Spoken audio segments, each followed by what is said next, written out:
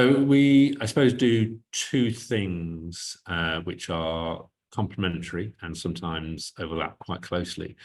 One is continuing to do what we've always done, which is provide that individual pro bono support to charities across the UK. And we work with around about 150 a year now in various different ways.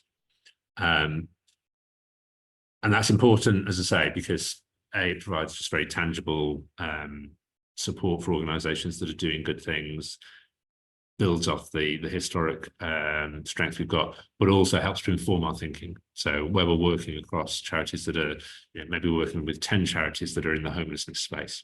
So by working with those charities, we get a better understanding of what the big issues are affecting people in that particular population, so that we can use that to inform some of the research, the more systemic research we're doing, rather than, as I say, just sitting there as an ivory tower organisation thinking that we know best about what matters when it comes to homelessness.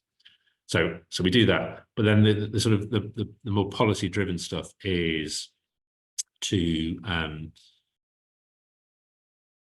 in the first instance identify what the key drivers of low well-being are, and there's lots of them. Then, and we'll sort of stage this over the coming years, think about which of those areas do we want to move into and become experts on and develop policy positions on.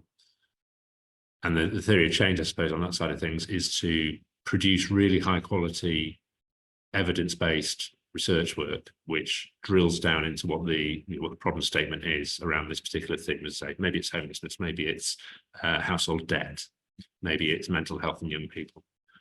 So do really deep dive work where primarily in-house, secondary type research, but working with charities we work with, working with other partners, going out and doing primary research with individuals as well, in order to get, as I say, that really sort of granular sense of what the issues are. And then from there, start to develop policy recommendations, which we would deliver into bits of government. And that might be at the national level, it might be at the local level, but also other partners and practitioners. So we might work with regulators, we might work with businesses and say, this is something you can be doing in this particular area. And we might work with the charity sector itself and say, these 10 homelessness charities we've been working with that have been telling us what they do, actually, it turns out they're all doing really different things. So what about if we coordinate? What about if we run a program which is designed to amplify and leverage what's already done?